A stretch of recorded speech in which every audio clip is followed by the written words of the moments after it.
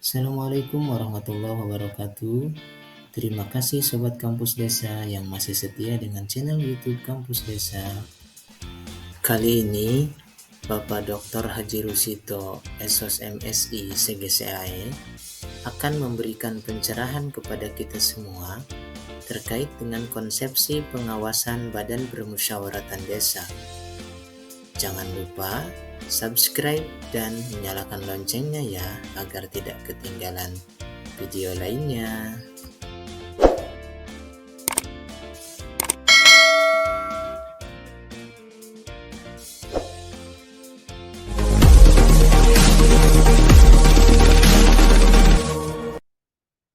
Assalamualaikum warahmatullahi wabarakatuh. Selamat pagi dan salam sejahtera untuk kita semua. Selamat datang di acara ngaji desa di kampus desa. Kali ini kita akan bahas salah satu topik, yaitu konsepsi pengawasan yang diawali dengan pemahaman terhadap perbedaan pengendalian dan pengawasan. Dalam bahasa Inggris, kata pengawasan yaitu controlling, yang dapat diterjemahkan sebagai kata pengawasan dan sebagai kata pengendalian. Dalam konteks teori, pengawasan dan pengendalian dapat dibedakan sebagai berikut. Pengendalian dirumuskan yaitu was ditambah TK atau pengawasan ditambah dengan tindakan korektif. Nah, sedangkan pengawasan adalah pengendalian dikurangi tindakan korektif. Nah, artinya bahwa pengendalian memiliki wewenang turun tangan yang tidak dimiliki oleh pengawas. Sedangkan hasil dari pengawasan atau orang yang disebut pengawas, perannya hanya sebatas memberikan saran, sedangkan tindak lanjutnya dilakukan oleh pengendali. Jadi pengendalian lebih luas daripada pengawasan.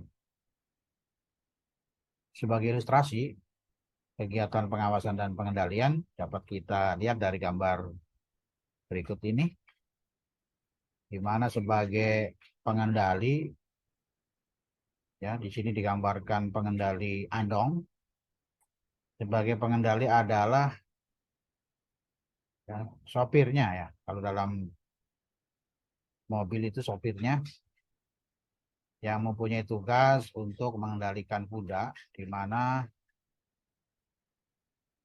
target untuk mencapai tujuan agar kudanya berjalan lurus. Ketika kudanya berjalan atau belok ke kiri, maka tugas pengendali adalah menarik tali ke kanan sehingga kudanya tetap lurus. Apabila kudanya ke kanan, maka pengendali atau sopir andong ini menarik ke kiri sehingga kudanya lurus. Sedangkan peran dari pengawas sebagaimana gambar ini, yang duduk di samping kiri atau samping kanan, tugasnya adalah mengawasi dan hanya memberikan saran atau rekomendasi ketika kudanya belok ke kiri atau belok ke kanan, yang idealnya harus lurus. Nah, itu ilustrasi yang bisa digambarkan tugas pengendali dan pengawas. Apabila kita rinci perbedaan pengawasan dan pengendalian, dari aspek tujuan, pengawasan adalah membandingkan antara perencanaan atau peraturan dengan pelaksanaan. Sedangkan pengendalian adalah menjamin kesesuaian antara perencanaan dengan pelaksanaan.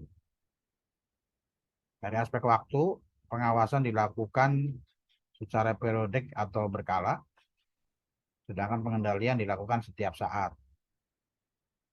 Dari aspek pelaksanaan, pengawasan outputnya adalah saran atau rekomendasi.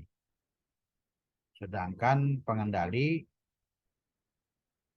tugasnya adalah memberikan persetujuan atau tidak memberikan persetujuan.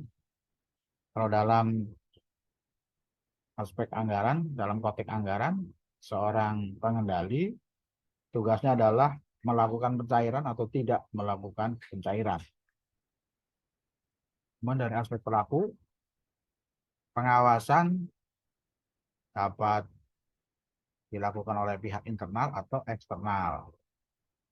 Sedangkan pengendali hanya dapat dilakukan oleh pihak internal. Nah, kemudian diberikan contoh kegiatan pengawasan dan pengendalian. Untuk kegiatan pengawasan dalam penyelenggaraan pengelolaan keuangan desa, kemudian permintaan keterangan dan pernyataan pendapat dari hasil permintaan keterangan dan pernyataan pendapat yang dilakukan oleh BPD, maka akan menghasilkan saran atau rekomendasi, atau dalam konteks hak BPD adalah memberikan pernyataan pendapat. Kemudian kegiatan monitoring kegiatan pembangunan fisik. Kemudian monitoring badan usaha milik desa. Contoh kegiatan pengendalian dalam konteks penyelenggaraan pemerintahan desa, pembahasan dan persetujuan Perdes, persetujuan kerjasama desa, persetujuan pinjaman desa, persetujuan perubahan aset desa. Nah, pengendalian yang dilakukan oleh BPD dalam konteks peran BPD seperti membahas dan menyetujui Perdes. Di sini diartikan sebagai kegiatan pengendalian karena tanpa dibahas dan disetujui oleh BPD maka tidak akan menjadi peraturan desa. Sama dengan kegiatan persetujuan kerjasama desa, ketika tidak disetujui oleh BPD, maka tidak akan bisa dilanjutkan kerjasama dengan desa lain. Kemudian pinjaman desa pun demikian. Selanjutnya juga perubahan aset desa. Jadi dalam konteks pengendalian, contoh kegiatan tersebut termasuk dalam konteks pengendalian di mana tanpa persetujuan badan permusyawaratan desa, maka kegiatan itu tidak bisa berjalan. Demikian materi konsepsi pengawasan yang dapat saya sampaikan. Terima kasih. Assalamualaikum warahmatullahi wabarakatuh.